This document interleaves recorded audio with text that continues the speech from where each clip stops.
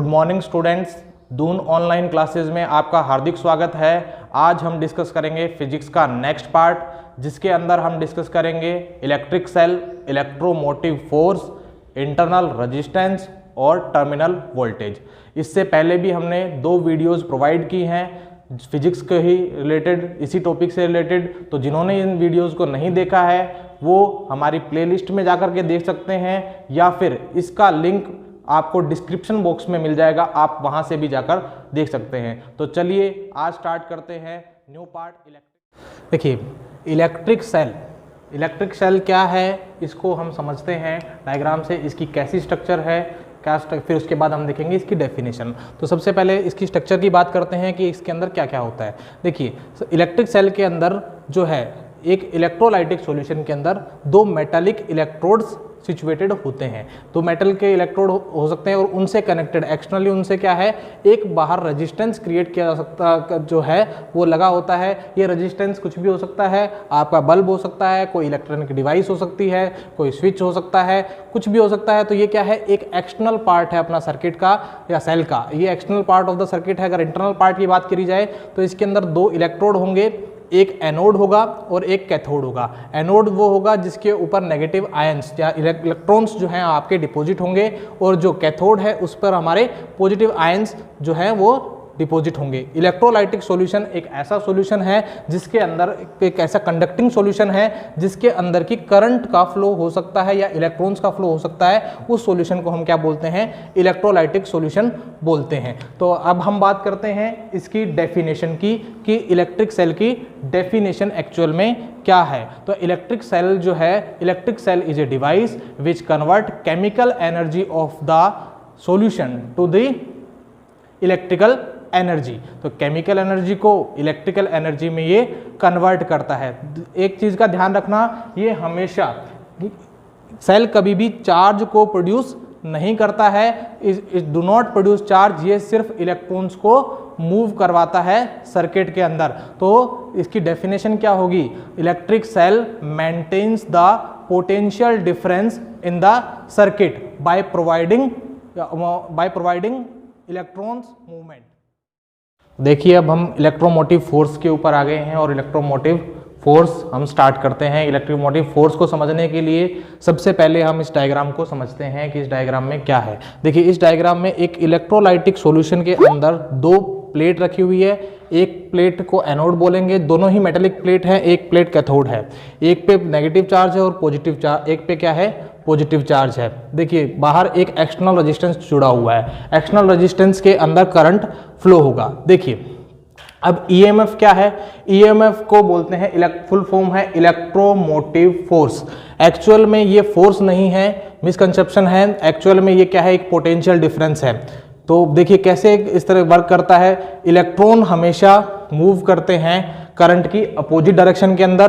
तो क्या होगा, जब सर्किट कंप्लीट करने के लिए हम बात करते हैं इलेक्ट्रॉन का मूवमेंट यहाँ से, देखिए यहाँ पर जो है बेसिकली हमारे पास स्टार्ट ये जो मूवमेंट, ये जो इलेक्ट्रोलाइटिक सॉल्यूशन के अंदर जो रिएक्शन होती है वो रेडॉक्स रिएक्शन होती है। रेडॉक्स का मतलब होता है reduction and oxidation reaction. Oxidation reaction होती है जिसकी वजह से जो यहाँ पर एक प्लेट पे पॉजिटिव चार्ज डिपॉजिट होता है और दूसरी प्लेट पे नेगेटिव चार्ज डिपॉजिट होता है। अब देखिए जैसे ही इसके बीच में पोटेंशियल डिफरेंस क्रिएट होता है, due to that potential difference electrons का फ्लो है वो नेगेटिव टू पॉजिटिव की तरफ होता है। लेकिन आप यहाँ पे देखेंगे जब यहाँ पे इलेक्ट्रॉन पहुंचेंगे तो यहाँ पर इलेक्ट्रॉन को प्रोड्यूस होना चाहिए तभी वो इस टाइप में मूव कर पाएगा, लेकिन इलेक्ट्रॉन यहाँ से प्रोड्यूस होना चाहिए तभी वो यहाँ पे पहुँच पाएगा। लेकिन एक्चुअल में क्या होता है, यहाँ पर ऐसा इलेक्ट्रॉन को ना कभी प्रोड्यूस नहीं किया जा सकता है। जो आपने पढ़ा होगा क्वांटाइजेशन ऑफ चार्ज के अंदर, चार्ज नेवर बी प्रोड्यूस्ड, यानी चार्ज हमेशा क्या रहता है, कंजर्व रहता है। जब चार्ज कंजर्व रहता है, जब हमारे पास चार्ज कंजर्व रहता है तो देखिए क्या प्रोसेस होता है, यहाँ पर पोटेंशियल क्रिएट है, due to that potential electron जो है इलेक्ट्रॉन फोर्स किया जाता है इस प्लेट की तरफ। ड्यू टू दैट फोर्स क्या होता है आपके पास, due to that potential difference electron force होकर के इस प्लेट पर डिपॉजिट होता है और ये सर्किट कंप्लीट होता है। तो यही क्या होता है, यही जो फोर्स है या फिर यही जो पोटेंशियल डिफरेंस है, यही क्या होता है एक्चुअल में ईएमएफ है। तो देखिए इलेक्ट्रोमोटिव फोर्स की डेफिनेशन क्या होती है, इलेक्ट्रोमोटिव फोर्स की क्या डेफिनेशन है, द मैक्सिमम पोटेंशियल डिफरेंस। देखिए मैक्सिमम क्या है, पोटेंशियल डिफरेंस है, the maximum potential difference between two electrodes, दो इलेक्ट्रोड्स के बीच में मैक्सिमम पोटेंशियल डिफरेंस होता है सेल के अंदर।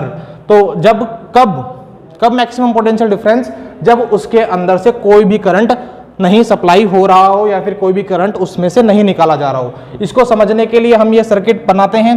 देखिए इस सर्किट के अंदर हमने एक सेल को एक रेजिस्टेंस से हमने क्या कर दिया है, कनेक्ट कर दिया है, और सर्किट को हमने क्या रखा है, ओपन रखा है। तो स्विच को जब हमने ओपन रखा है तो यहां पर देखिए जब इसमें से क्या होगा, इलेक्ट्रॉन्स का फ्लो होगा, करंट का फ्लो होगा, तो उस टाइम पर जो पोटेंशियल आएगा उसे ही हम क्या बोलेंगे, EMF बोलेंगे। क्या बोलेंगे, EMF। ओपन सर्किट के अंदर जो मैक्सिमम पोटेंशियल डिफरेंस होता है उसे ही हम क्या बोलते हैं, EMF बोलते हैं। अब तो देखिए EMF की यूनिट क्या होती है, वोल्ट। अब वोल्ट तो यूनिट किसकी होती है, पोटेंशियल की होती है। तो एक्चुअल में EMF क्या है, पोटेंशियल डिफरेंस है, ये इलेक्ट्रिक फोर्स नहीं है। तो ये क्या है, एक पोटेंशियल डिफरेंस है। तो EMF is known as electromotive force, जो कि एक पोटेंशियल है। अब देखिए इसको समझने के लिए हम क्या करते हैं, इसके इक्वेशन ड्राइव करने के लिए देखिए इस डायग्राम का आते हैं दोबारा से। जब हम इस डायग्राम पर आएंगे तो यहां पर देखिए क्या है, यहां पर ये नेगेटिव पोटेंशियल पे होगा और यहां पर ये क्या होगा, पॉजिटिव पोटेंशियल पे होगा। जब हम इन दोनों के पोटेंशियल की बात करते हैं, तो पोटेंशियल डिफरेंस की बात करते हैं, तो पॉजिटिव प्लेट पे potential difference minus negative plate पे पोटेंशियल डिफरेंस। तो हमने पॉजिटिव प्लेट और नेगेटिव प्लेट, तो V plus positive minus V negative, क्योंकि ये नेगेटिव है। तो यह जब हम इसको सोल्व करेंगे तो हमारे पास EMF कितना आएगा, V positive plus V negative, that will be the EMF force. Thank you. देखिए अब हम बात करते हैं इंटरनल रेजिस्टेंस के बारे में, कि इंटरनल रेजिस्टेंस क्या होता है, किस तरह से क्रिएट किया जाता है। जैसे अभी तक हमने सेल के EMF की बात की कि सेल में EMF कैसे प्रोड्यूस होता है, एक्चुअल में पोटेंशियल डिफरेंस होता है। तो हमने वहां देखा कि इलेक्ट्रॉन का मोशन एक प्लेट से दूसरी प्लेट के ऊपर हो रहा है। तो जब इस एक प्लेट से दूसरी प्लेट के अंदर इलेक्ट्रॉन का मोशन होगा तब क्या होगा, ये जो इलेक्ट्रोलाइटिक सॉल्यूशन है, ये आपको एक तरह का opposite force due to in the motion of electron क्या करेगा, प्रोड्यूस करेगा। ये इलेक्ट्रोलाइटिक जो सॉल्यूशन है, ये इलेक्ट्रॉन के मोशन के अंदर एक अपोजिट फोर्स क्रिएट करेगा। जो अपोजिट फोर्स क्रिएट करेगा वही एक्चुअल में क्या कहलाएगा, इंटरनल रेजिस्टेंस कहलाएगा। तो आप कहेंगे सर हमने तो ऐसा देखा नहीं है कि एक्चुअल में इंटरनल रेजिस्टेंस होता क्या है। तो सबसे पहले हम डेफिनेशन की बात कर लेते हैं कि इंटरनल रेजिस्टेंस की डेफिनेशन क्या है। देखिए इंटरनल रेजिस्टेंस की क्या डेफिनेशन है, कि इंटरनल रेजिस्टेंस क्या होता है। तो द ऑब्स्ट्रक्शन, देखिए ऑब्स्ट्रक्शन का मतलब रुकावट, ऑब्स्ट्रक्शन का मतलब है रुकावट। तो the obstruction offered by the electrolyte and electrodes, ये जो इलेक्ट्रोलाइट सॉल्यूशन है और इलेक्ट्रोड है, इनके थ्रू या इनके द्वारा किसी तरह की रुकावट ऑफ द मोशन ऑफ या पासेज ऑफ द सेल या मोशन ऑफ इलेक्ट्रॉन के मोशन में या सेल के पासेज में किसी भी तरह का रेजिस्टेंस ऑफर होना या फिर ऑब्स्ट्रक्शन ऑफर होना ही क्या है, इंटरनल रेजिस्टेंस है। जैसे इसके एग्जांपल के लिए हम क्या करते हैं, एक न्यूमेरिकल्स के थ्रू हम थोड़ा सा समझने की कोशिश करते हैं। देखिए इसके अंदर हमने क्या किया, एक 2 ओम के रेजिस्टेंस के साथ हमने 6 वोल्ट की बैटरी को अटैच किया है और उसके पोटेंशियल डिफरेंस को मेजर करने के लिए हमने एक वोल्ट मीटर को भी पैरेलल में अटैच किया। ये तो सभी आप जानते ही होंगे कि वोल्ट मीटर हमेशा क्या है, किसी भी सर्किट के पैरेलल में कनेक्ट किया जाता है। बेसिक्स आप जानते ही होंगे इतनी बात। तो अगर हम कैलकुलेशन से बात करें अकॉर्डिंग टू ओम्स लॉ क्या कहता है, according to Ohm's law V is equal to होता है IR। तो यहां पे अगर हम करंट की बात करें, इसमें से कितने अमाउंट का करंट फ्लो हो रहा होगा, तो अपने फॉर्मूला लगाएंगे V अपॉन में R। देखिए V की वैल्यू है 6 वोल्ट, बैटरी के ऊपर जो पोटेंशियल है, और रेजिस्टेंस है 2 ओम का। जब हम इसको सोल्व करेंगे तो इसमें से जो करंट है वो ड्रॉन होगा 3 एम्पियर का। तो इसकी वैल्यू कितनी आएगी, 3 एम्पियर की। ये क्या है, हमारी बाय कैलकुलेशन वैल्यू है या थ्योरेटिकल वैल्यू है। अगर हम बात करें और पोटेंशियल डिफरेंस की बात करें, अगर इस रेजिस्टेंस में से कितना पोटेंशियल जा रहा है, तो V इक्वल टू IR जब हम पुट करेंगे तो वैल्यू आएगी 3 × 2 6 वोल्ट। ये हमारे क्या है, कैलकुलेटेड डाटा है। जब हम बात करें अगर ऑब्जर्वेशन की, कि जब हम रियलिटी में उसका ऑब्जर्वेशन करते हैं तो हमें क्या डिफरेंस पता लगता है, हमें पता लगता है कि इसमें से करंट जो है वो तो 2 ही एम्पियर का फ्लो हो रहा होता है, तो 2 एम्पियर का फ्लो हो रहा है, तो इसका मतलब इसके अंदर इस रेजिस्टेंस के अलावा भी क्या है, और रेजिस्टेंस है। तो वो रेजिस्टेंस कहां से क्रिएट होता है, वो रेजिस्टेंस इस इलेक्ट्रोलाइटिक सॉल्यूशन के थ्रू क्रिएट होता है। जब तो कभी इलेक्ट्रोलाइटिक सॉल्यूशन के अंदर जब इस तरह का क्रिएट होता है, मान लीजिए इसके अंदर 2 एम्पियर का करंट फ्लो हो रहा है, तो इसका मतलब जो वोल्टेज है वो कितनी है, आई वो is equal to I R, तो 4 वोल्ट की वोल्टेज है, यानी 2 वोल्ट वो क्या है, इंटरनल रेजिस्टेंस जो है वो क्या है, इसको डिस्ट्रॉय कर रहा है, इसको खत्म कर रहा है, जिससे कि हमारे सेल की लाइफ क्या हो जाती है,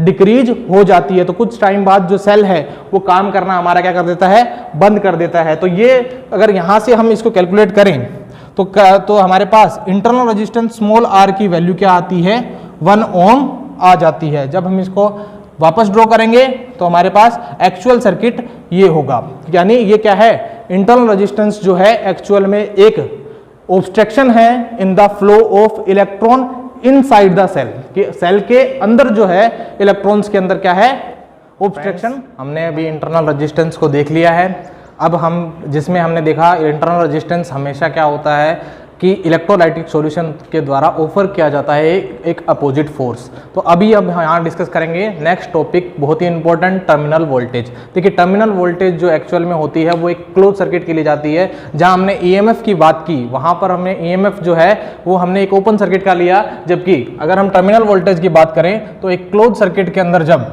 कोई रेजिस्टेंस क्रिएट होगा, जैसे मान लीजिए यहाँ पर एक क्लोज सर्किट है और इसके अंदर जो है रेजिस्टेंस आर जुड़ा हुआ है और उससे बैटरी लगी हुई है, तो यहाँ पर क्लोज सर्किट के अंदर अगर हम इन पॉइंट्स पे VA और VB को मेजर करते हैं तो वो जो वोल्टेज होगी वो क्या होगी, एक टर्मिनल वोल्टेज होगी। तो आइए हम इसकी डेफिनेशन को अच्छी तरह से समझते हैं कि एक्चुअल में ये क्या है। तो टर्मिनल वोल्टेज की बात करते हैं कि टर्मिनल वोल्टेज क्या है। तो टर्मिनल वोल्टेज है द पोटेंशियल डिफरेंस, क्या है, एक तरह का पोटेंशियल डिफरेंस है बिटवीन 2 प्लेट्स ऑफ इलेक्ट्रोड्स या 2 प्लेट्स ऑफ या 2 electrodes of the cell in a close circuit. कैसा सर्किट है, अपना ध्यान रखना है, इंपॉर्टेंट पॉइंट है, सर्किट कैसा होना चाहिए, क्लोज सर्किट होना चाहिए। जो जब क्या होगा, सर्किट में से करंट को ड्रॉ किया जाएगा, यानी ये देखिए अब इसमें से क्या निकल रहा है, करंट इस सर्किट में फ्लो हो रहा है। देखिए जहां पर हमने ईएमएफ की बात की थी वहां पर हमारा सर्किट के अंदर कोई भी करंट फ्लो नहीं हो रहा था, स्विच ऑफ था। यहां पर अपना क्या है, करंट सर्किट के अंदर क्या हो रहा है, फ्लो हो रहा है। इसीलिए ये जो वोल्टेज है, यहाँ पर जो हम वोल्टेज ड्रॉ करेंगे ये क्या है, आपको इंटरनल रेजिस्टेंस को क्या है कैलकुलेट करके ही आएगी। तो ये क्या होगी, जो आपकी वोल्टेज होगी टर्मिनल वोल्टेज। जैसा कि हमने लास्ट एग्जाम्पल जो अभी हमने किया है उसमें हमने देखा था कि वोल्टेज जो आ रही थी प्रैक्टिकली वो कितनी आ रही थी, 4 वोल्ट आ रही है। कितनी आ रही है, 4 वोल्ट आ रही है। तो एक्चुअल में तो वो क्या है, टर्मिनल वोल्टेज है। क्या है, टर्मिनल वोल्टेज। जैसा कि अभी हमने डेफिनेशन को देखा कि टर्मिनल वोल्टेज की क्या डेफिनेशन है, तो टर्मिनल वोल्टेज की डेफिनेशन है the potential difference between the 2 electrodes of the cell in a close circuit, या क्लोज पाथ के अंदर जो इलेक्ट्रोड्स के बीच में जो ईएमएफ होगा या जो पोटेंशियल डिफरेंस होगा उसे ही हम क्या बोलेंगे, टर्मिनल वोल्टेज। तो देखिए अगर हम बात करें तो सेल के अंदर देखिए कितना डिफरेंस आया। यहां पे हमने लिया था 6 वोल्ट का सेल, 6 वोल्ट का सेल, लेकिन एक्चुअल में रीडिंग कितनी आ रही थी, 4 वोल्ट आ रही थी। कितनी आ रही थी, 4 वोल्ट। तो देखिए तो ये पोटेंशियल डिफरेंस कितना है, 6 माइनस 4 है ना, तो कितना है, 2 वोल्ट का ही होगा। ठीक है, तो कितना है, 2 वोल्ट का ही। तो टर्मिनल वोल्टेज क्या होगी, E माइनस 2 इंटू 1, तो कितना होगा आपके पास, तो E माइनस की क्या है, V इज इक्वल टू क्या होगा, IR, ये इंटरनल रेजिस्टेंस का है। तो V is terminal voltage V is equal to क्या आएगी, E माइनस IR। तो देखिए क्या किया हमने, जब हमारे पास 6 वोल्ट की बैटरी थी और उसमें से जो टर्मिनल वोल्टेज आ रही है वो कितनी आ रही है, 4 वोल्ट आ रही है। कितनी आ रही है, 4 वोल्ट। तो एक्चुअल में इंटरनल रेजिस्टेंस से कितना हो रहा है, 2 वोल्ट जो है अपना डिस्ट्रॉय हो रहा है, या जो मैंने बताया कि इंटरनल रेजिस्टेंस के अंदर वो खर्च हो रहा है। तो देखिए यहां पर टर्मिनल वोल्टेज देखिए किस तरह से आई हमारे पास, फॉर्मूला बना E इज इक्वल टू, देखिए यहां पर वोल्टेज हम ओम्स लॉ से कह सकते हैं V is equal to IR। तो 2 एम्पियर करंट उसमें से फ्लो हो रहा है और 1 ओम का वो रेजिस्टेंस है। तो 2 एम्पियर 2 जो वोल्ट है वो इसका इंटरनल वोल्टेज है। तो टर्मिनल वोल्टेज आएगा E माइनस आई आर। तो देखिए अगर हम इसको डिराइव करने की बात करें, इसको डिराइव करें तो according to the definition of EMF, अगर हम ईएमएफ की बात करें, हमने ईएमएफ में पढ़ा कि एक इलेक्ट्रोड से दूसरे इलेक्ट्रोड तक जाने के लिए उसे क्या करना पड़ता है, वर्क डन करना पड़ता है। क्या करना पड़ता है, वर्क डन करना पड़ता है। जब वर्क डन करना पड़ता है तो अगर हम बात करें तो ईएमएफ कितना आता है, ईएमएफ एक्चुअल में क्या है, वर्क डन है। क्या है, वर्क डन। तो वर्क डन की बात करें तो वर्क डन तो होगा एक तो एक्सटर्नल टू द सर्किट, जो एक्सटर्नल सर्किट के अंदर वर्क डन हो रहा है। देखिए एक तो वर्क यहां हो रहा है, एक क्या है, सेल के अंदर जो वर्क हो रहा है उसके रेजिस्टेंस के थ्रू, वो कैसा है, इंटरनल वर्क है। कैसा है, इंटरनल। उम्मीद करता हूं आपको समझ में आया होगा कि एक्सटर्नल वर्क डन वो है जो सर्किट के अंदर वर्क डन हो रहा है इलेक्ट्रॉन को मूव करवाने के लिए, और इंटरनल वर्क डन वो है जो कि सर्किट सेल के अंदर इलेक्ट्रोलाइटिक सॉल्यूशन के अंदर इलेक्ट्रॉन को एक इलेक्ट्रोड से दूसरे इलेक्ट्रोड तक मूव करवाने के लिए जो वर्क हो रहा है वो क्या है, इंटरनल वर्क डन है। तो अगर हम बात करें तो तो E is equal to work done, देखिए पोटेंशियल से दिखा सकते हैं। तो एक्सटर्नल वर्क डन को हम डिनोट करेंगे कैपिटल V से, इंटरनल वर्क डन को हम डिनोट करेंगे स्मॉल v से। तो capital V is according to Ohm's law V is equal to I R. अगर इसका रेजिस्टेंस स्मॉल r है, यहां पर देखिए अगर हमारा इंटरनल रेजिस्टेंस स्मॉल r है तो देखिए इसका वर्क डन होगा I इंटू स्मॉल r। जब हम इसको फॉर्मूले में वैल्यू रखेंगे तो हमारे पास E इज इक्वल टू आएगा I R plus I small r। जब हम क्या करेंगे, इसको I को कॉमन लेंगे तो R प्लस स्मॉल r बन जाएगा। यहां से हम इस सर्किट में फ्लो होने वाले करंट की वैल्यू निकाल सकते हैं। जब इसको पुट करेंगे तो क्या बनेगा, I is equal to E upon में R प्लस स्मॉल r। तो फॉर्मूला बनेगा कि हमें अगर टर्मिनल वोल्टेज निकालनी हो किसी सर्किट की तो नेट ईएमएफ अपॉन में नेट रेजिस्टेंस। तो क्या बनेगा, नेट ईएमएफ अपॉन में नेट रेजिस्टेंस। तो देखिए अभी तक हमने क्या देखा कि ईएमएफ को किस तरह से हम, या टर्मिनल वोल्टेज को हम किस तरह से न्यूमेरिकली कैलकुलेट कर सकते हैं। तो इसके लिए देखिए हमने सबसे पहले डेफिनेशन से देखा कि एक ईएमएफ की डेफिनेशन क्या होती है, वर्क डन होता है, वही एक्चुअल में क्या होता है, ईएमएफ होता है। जो वर्क डन होता है वो ईएमएफ होता है। तो वर्क डन कौन सा वर्क डन है, वर्क डन है एक तो अपना एक्सटर्नल वर्क डन सर्किट के अंदर, और एक है सेल के अंदर जो वर्क डन हो रहा है। दोनों का जो सम होगा वही क्या होगा, टर्मिनल वोल्टेज होगा, वही एक्चुअल में टर्मिनल वोल्टेज। देखिए जब हम इनको वर्क को सोल्व करा तो हमारे पास क्या आया, करंट I की वैल्यू हम निकाल सकते हैं, ड्रॉ कर सकते हैं। I is equal to capital E upon में R प्लस स्मॉल r। जब हम देखिए हमें ये तो हमारे करंट की वैल्यू निकली, लेकिन हमें क्या निकालनी है, वोल्टेज की वैल्यू निकालनी है। तो वोल्टेज की वैल्यू निकालनी है तो हम देखिए जब हम इस फॉर्मूले को रिक्रिएट करेंगे तो हमारे पास V is equal to E minus I R. जब हम देखिए किस तरह से करेंगे, हमारे पास फॉर्मूला है V E is equal to V plus small I R. इस फॉर्म में लिख सकते हैं, देखिए बच्चों इस फॉर्म में लिख सकते हैं E is equal to V plus I R. जब हम देखिए इसको चेंज, जब हम अपने इनकी पोजीशंस को चेंज करेंगे तो हमारे पास V इज इक्वल टू क्या आ जाएगा, इसको इधर लेके आएंगे तो E माइनस आई आर। ये टर्म आपकी किसकी बन जाएगी, टर्मिनल वोल्टेज की बन जाएगी। अब देखिए इसको हम फर्दर और सिंपलर फॉर्म में सोल्व कर सकते हैं। तो देखिए आई आर की वैल्यू क्या बनेगी, जब हम इसको चेंज कर लेंगे तो देखिए जब इनको हम चेंज करेंगे तो क्या बनेगी, I R is equal to E minus we.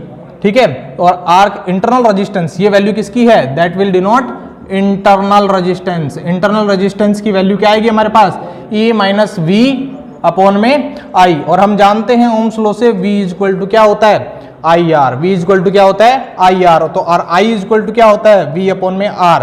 तो इसकी वैल्यू, I की वैल्यू, यहां जो वैल्यू है उसको हम पुट करेंगे इस फॉर्मूले के अंदर। जब हम I की वैल्यू इस फॉर्मूले के अंदर पुट करेंगे तो इंटरनल रेजिस्टेंस की वैल्यू आएगी E माइनस वी अपॉन में V अपॉन में R। जब हम इसको सिंपलर फॉर्म में क्रिएट करेंगे तो इंटरनल रेजिस्टेंस एक्चुअल में क्या आ जाएगा, E माइनस वी अपॉन में V मल्टीप्लाई R। जब और सॉल्व करेंगे तो E माइनस वी माइनस में 1। तो देखिए क्या किया हमने, टर्मिनल वोल्टेज और इंटरनल रेजिस्टेंस की न्यूमेरिकल वैल्यू निकाली। हमने क्या किया, टर्मिनल वोल्टेज और इंटरनल रेजिस्टेंस की वैल्यू निकाली। तो हमने सबसे पहले क्या किया, फॉर्मूले में कन्वर्ट किया, v equal to E minus I R. जब हम इसमें कन्वर्ट किया तो हमने यहां से r स्मॉल r यानी इंटरनल रेजिस्टेंस की वैल्यू निकाली। उसके बाद जस्ट हमने कुछ नहीं किया है, बस सिंपलीफाई किया है ओम्स लॉ लगा करके फिर जो मैथमेटिकल कैलकुलेशन है उसको हमने देख लिया है।